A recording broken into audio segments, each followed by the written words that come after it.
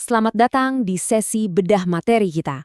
Hari ini kita nggak cuma bakal ngomongin sejarah biasa, kita bakal membedah sebuah misteri medis yang bisa dibilang ini tuh kasus cold case pembunuhan massal paling brutal dalam sejarah peradaban manusia. Namanya Black Death. Yuk langsung aja kita investigasi kasusnya. 75 juta sampai 200 juta nyawa. Coba bayangin angka itu sebentar. Ini bukan sekedar angka statistik di buku teks ya. Ini adalah jumlah manusia yang benar-benar tersapu bersih dari muka bumi secara global. Pertanyaan terbesarnya adalah, gimana ceritanya sebuah organisme mikroskopis yang awalnya bahkan nggak kasat mata bisa hampir bikin umat manusia punah? Biar kebayang seberapa gilanya skala pandemi waktu itu, mari kita bandingin sama tragedi yang masih segar di ingatan kita, pandemi COVID-19. Kita tahu COVID merenggut sekitar 7 juta nyawa. Itu aja udah cukup bikin seluruh dunia lumpuh kan? Nah, sekarang bandingin dengan Black Death. Korbannya itu 10-30 kali lipat lebih banyak. Tragedi abad ke-14 ini benar-benar ada di level kehancuran yang di luar nalar kita saat ini. Awal mula petaka Eropa. Jadi pertanyaannya, dari mana mimpi buruk ini berawal? Coba posisikan diri kita di abad ke-14. Waktu itu, ilmu kedokteran masih super minim. Orang belum kenal yang namanya bakteri atau virus. Standar kebersihan, wah boro-boro.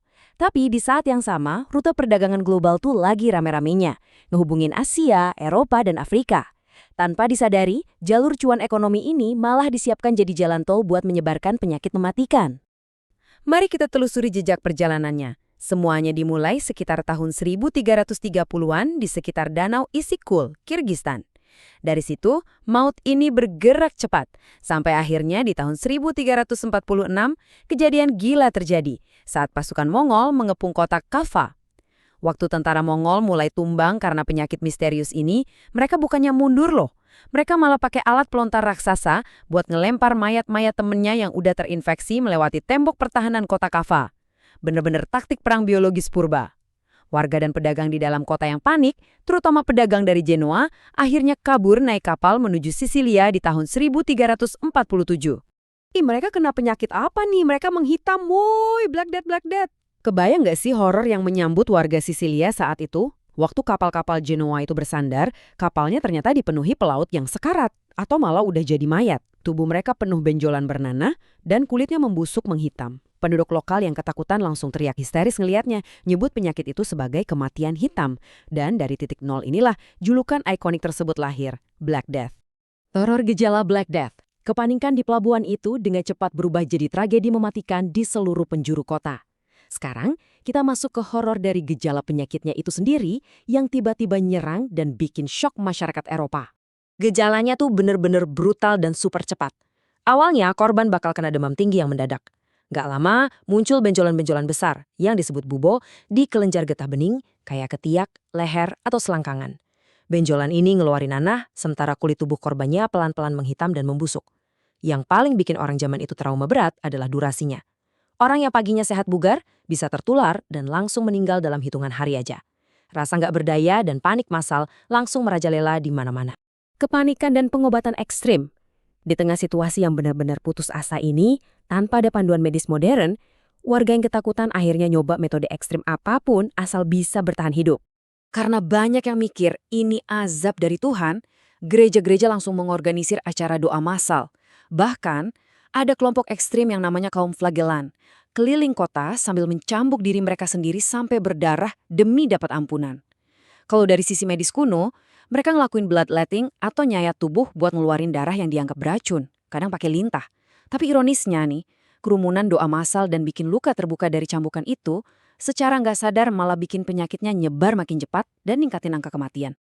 Teori miasma. Nah, teori ini ngejelasin tentang satu pertanyaan besar, kenapa sih dokter wabah zaman itu pakai topeng bentuk paruh burung yang menyeramkan itu? Alasannya, karena orang abad pertengahan percaya sama teori miasma. Mereka yakin banget kalau wabah mematikan ini disebarin lewat udara kotor dan bau busuk. Jadi, para dokter ini masukin berbagai bunga kering, parfum nyengat, dan rempah-rempah ke dalam paruh topeng mereka buat nyaring udara beracun tersebut. Sayangnya, karena mereka salah nebak sumber aslinya, semua usaha ini benar-benar sia-sia. Dampak kehancuran peradaban dunia. Tanpa ada satupun cara yang bisa ngentiin wabah ini, dampaknya menyapu bersih apa saja yang dilewatinya. Skala bencananya benar-benar ngerombak peradaban dunia saat itu. Suasananya saat itu benar-benar kayak apokalips. Jutaan nyawa melayang setiap tahunnya sampai-sampai seluruh desa kosong melompong. Pemakaman individual udah mustahil dilakuin, jadi mereka terpaksa bikin kuburan massal. Bahkan di banyak kota, lonceng kematian sampai harus sengaja dimatiin. Kenapa? Karena kalau lonceng itu dibunyiin tiap kali ada yang tewas, dia nggak bakal pernah berhenti berdering. Dari Damaskus, Baghdad, Kairo, sampai seluruh pelosok Eropa, pemandangan orang bergelimpangan udah jadi hal yang biasa. Guncangan populasi ini nyiptain efek domino yang gila banget. Bayangin ya, 1/3 sampai setengah dari populasi Eropa musnah begitu aja. Lahan-lahan pertanian hancur terbengkalai karena nggak ada yang ngurus. Tapi, ada ironinya di sini. Buat para pekerja kasar yang berhasil selamat, tiba-tiba tenaga mereka jadi super langka dan value mereka naik drastis. Terus karena orang-orang lihat tetangga sampai pemuka agamanya meninggal mengenaskan tanpa alasan yang masuk akal, struktur kelas sosial tradisional dan kepercayaan religius mereka mulai runtuh secara permanen. Terungkapnya misteri penyakit pes. Setelah ratusan tahun umat manusia cuma bisa meraba-raba dalam gelap, akhirnya ada titik terang. Kita lompat sekitar 500 tahun ke depan, ke abad 19, untuk ngebahas gimana misteri medis raksasa ini akhirnya terpecahkan. Momen pencerahannya terjadi di Hong Kong pada tahun 1894. Mikroskop udah ditemuin nih, dan dunia medis lagi berkembang pesat. Waktu wilayah Hong Kong dilanda wabah dengan gejala demam tinggi dan benjolan hitam, yang polanya persis banget sama cerita sejarah Black Death, seorang ilmuwan brilian bernama Alexander Yersin datang buat investigasi.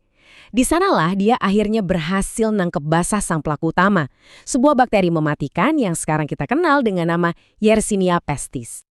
Dan kalian tahu nggak gimana cara bakteri itu bisa sampai ke manusia? Rantai penularannya sungguh di luar dugaan. Semuanya berawal dari serangga sekecil kutu. Gini prosesnya. Kutu ini ngisap darah tikus yang udah terinfeksi. Di dalam tubuh kutu, bakterinya beranak pinak liar sampai ngeblokir saluran ususnya. Si kutu yang kelaparan parah akhirnya loncat cari inang baru, yaitu manusia. Pas kutu ini gigit manusia, dia memuntahkan gumpalan bakteri itu langsung ke dalam luka dan aliran darah korban.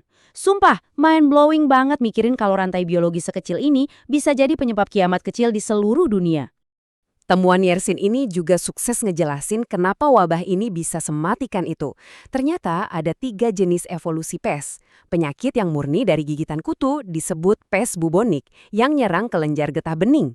Tapi bakteri ini bisa berevolusi di dalam tubuh penderita loh.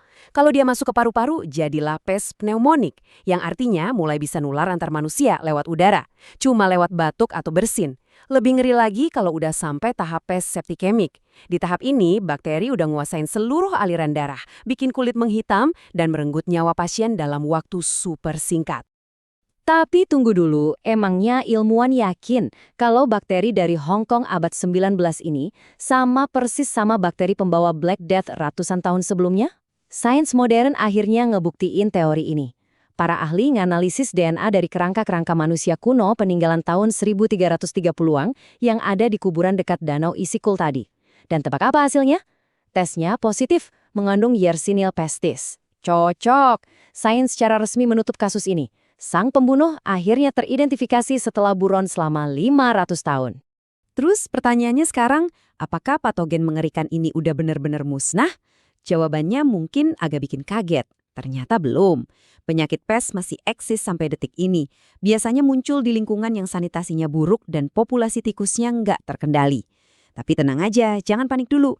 Berkat kehebatan medis modern dan adanya antibiotik, wabah ini bisa langsung ditangani.